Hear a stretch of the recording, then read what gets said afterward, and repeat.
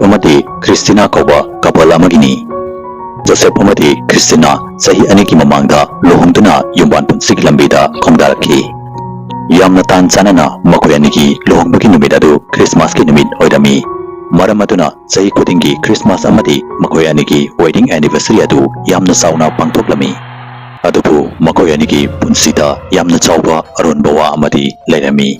Amadi wa adu makhoi ani natana atai kananasu khanglamde. Joseph amadi Christina sahi khudingi Christmas ki numita mafam aduda leiba mi ayambabu invite tawduna makhoi ki mayumda kaurami. Adubu sahi ani thangnana makhoi na invite tawduna kauriba guest mayam aduki marakta guest amadi mayumda songan halakide. Guest adu Joseph amadi Christina gi mayumdagi thoktuna chatki adubu lambida mafam khangdana thiba phangdana mangkiba ngakta oirami.